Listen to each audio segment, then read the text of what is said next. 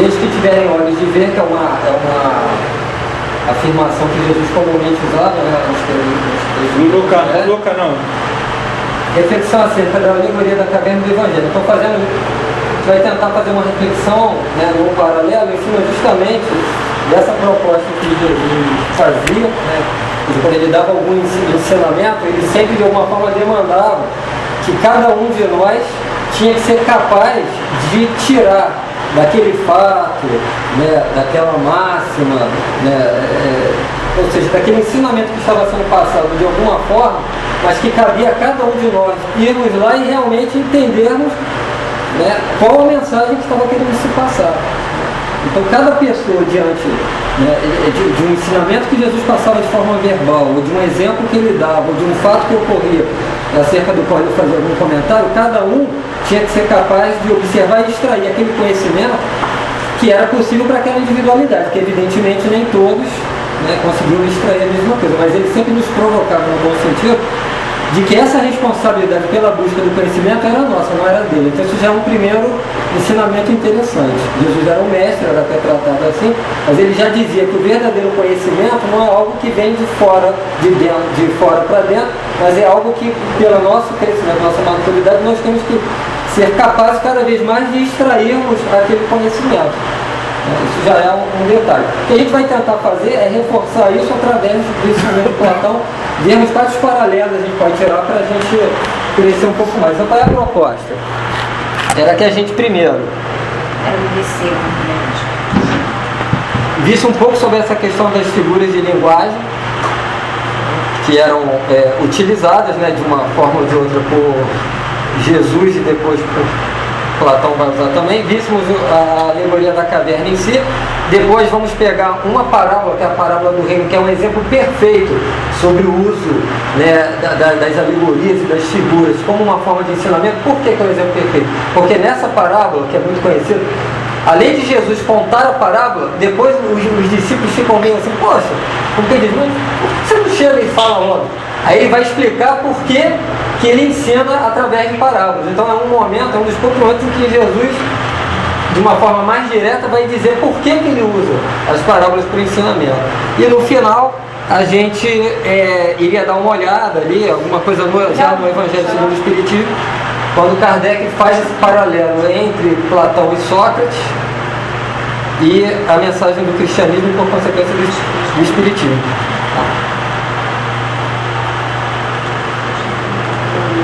Bom, então vamos lá. O objetivo inicial era que a gente... Não sei, alguém aqui é da área de letras, alguma coisa assim? Não? Tá. Por isso mesmo. Não, vamos dar uma lida para trocar, né? Porque não seria um especialista. Por que eu achei que isso é importante, assim, para um grupo de estudo? Para a gente poder ter um pouquinho, uma referênciazinha de uma base, quando a gente for falar em parábola, etc., para a gente poder entender um pouco mais. Então, o que são figuras de linguagem? Esse recurso estilístico que é usado na literatura, né? Esse termo figuras de linguagem, que é um termo usado no Brasil, são estratégias que o escritor pode aplicar no texto para conseguir um efeito determinado na interpretação do leitor.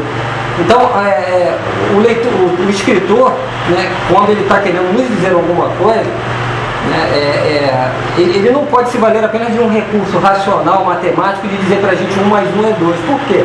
Porque isso é pouco. O nosso entendimento, ele parte é racional, mas parte é intuitivo, parte é emocional. Existe uma série de formas que nós, seres humanos, temos para podermos tentar chegar o mais próximo possível disso que a gente chama de conhecimento. Então, se a gente escreve de uma forma linear, como um texto acadêmico, como uma tese de física, uma linguagem puramente matemática, é um canal, mas não é o único. Então, quando o escritor, né, no campo da literatura, ele quer nos falar alguma coisa mais complexa, que envolve emoção, que envolve intuição, que envolve outros níveis de percepção, ele não pode se valer apenas de uma escrita, de um discurso direto. Ele precisa de valer de alguns instrumentos que toquem a gente nesse campo da percepção, da emoção, que façam com que o conhecimento entre por outros níveis. É igual a metáfora na poesia, né? É isso. Pode falar. Exatamente. Por aí. Metáfora é uma das figuras. Você consegue ir mais além. Mais além. Você vai mais naquela linguagem ali. Com menos palavras ele consegue dizer muito mais. né? Talvez se ele quisesse explicar racionalmente um sentimento que com uma frase, construção de uma única metáfora ele consegue dizer, ele precisaria escrever de repente 30 páginas para tentar chegar perto daquilo que com uma única frase ele diz. E mais, normalmente o uso de uma figura, ele é mais, digamos assim, democrático, vamos dizer assim. Quando você emite o conhecimento através de uma figura, você faz uma síntese através de uma figura de linguagem, normalmente todas as pessoas conseguem abocanhar um pedaço do que você está querendo dizer. Não importa que tipo de formação, né, que tipo de instrução, que tipo de cultura, que tipo de meio que a pessoa viveu, ele vai de alguma forma pegar. Se você quiser explicar de uma forma mais racional, aí, meu amigo, alguns jamais vão conseguir alcançar naquele momento. Por quê? Porque seria necessário um pré-requisito de formação anterior para a pessoa poder construir aquele tipo de raciocínio. Então isso é justamente uma das características da figura, por isso que ela é tão usada pelos poetas, né, pela literatura em geral, pelos filósofos, pelos formuladores de proposições éticas e morais, como foi Jesus, porque ela tem essa capacidade justamente que é muito bem expressa na poesia, né?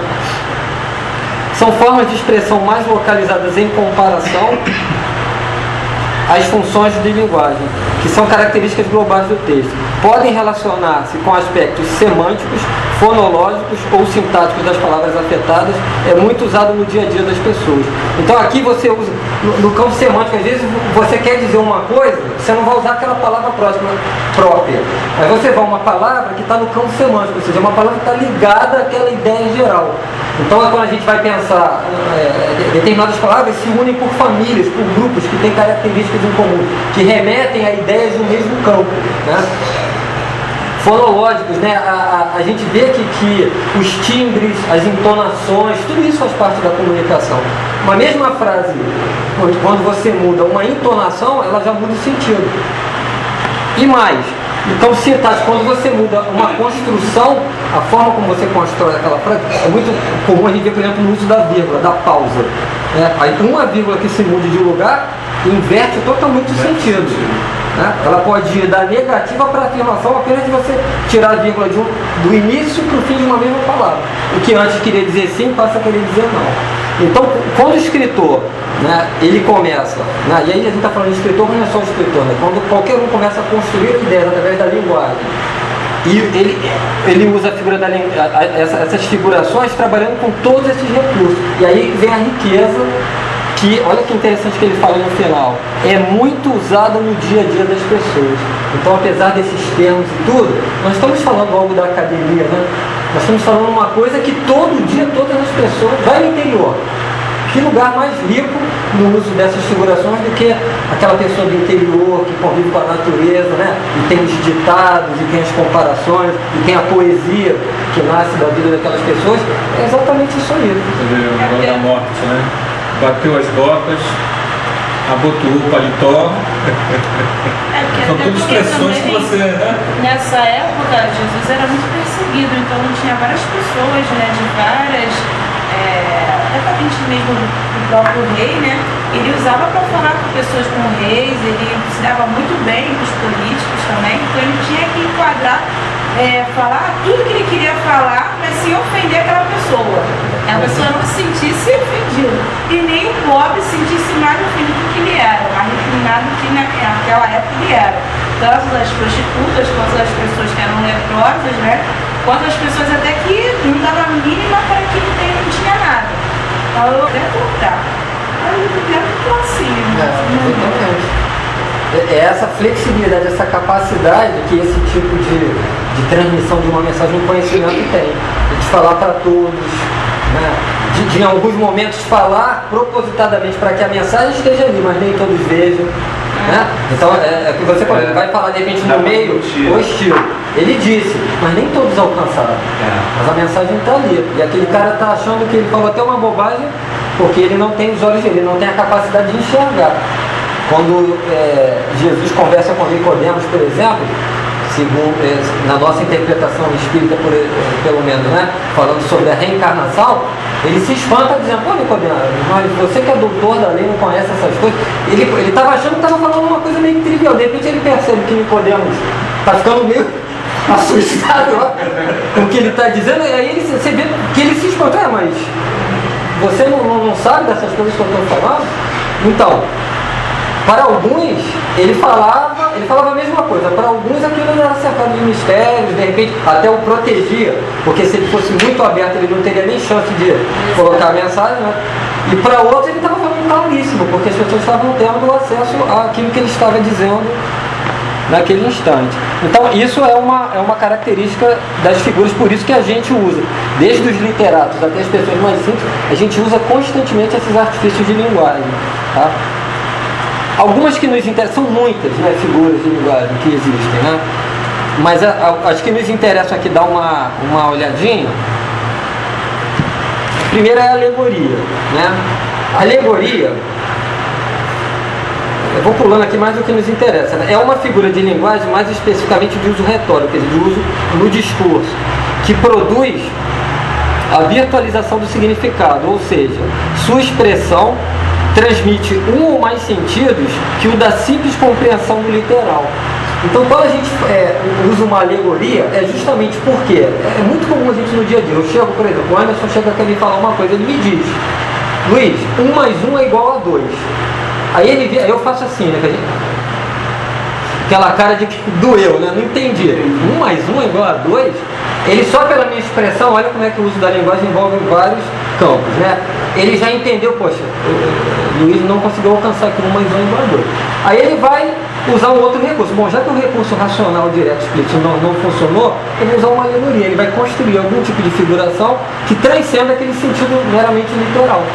Aí ele vai me contar uma história, vai criar uma imagem, vai me remeter a algum tipo de visualização, de comparação, de contradição. Ele vai criar alguma imagem que, através dessa imagem, por um sentido mais intuitivo, eu possa captar que 1 mais 1 é igual a 2. Entendeu? Não é feito nas fábulas, né?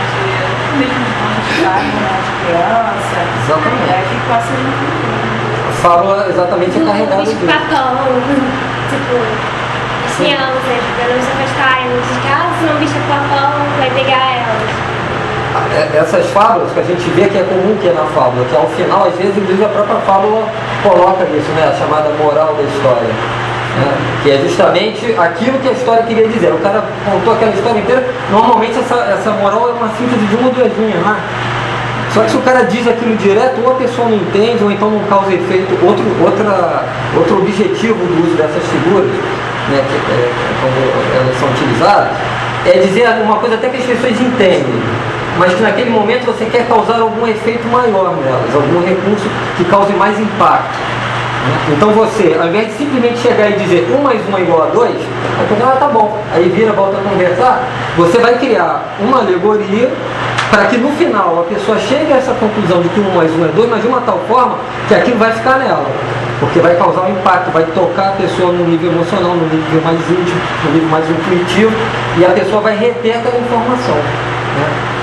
Um dos motivos também de Jesus usar demais, né, ensinamentos em formas alegóricas era que, além dele estar lidando com um público que não era culturalmente bem dotado, digamos assim, ou seja, que não tinha acesso à cultura, além dele estar num campo minado em que ele, em alguns momentos, tinha que se proteger de algumas outras pessoas, ele também precisava fazer com que essas imagens perdurassem pela história e fossem minimamente afetadas pelo processo natural de alteração que o conhecimento sofre. Aquela coisa do telefone sem fio.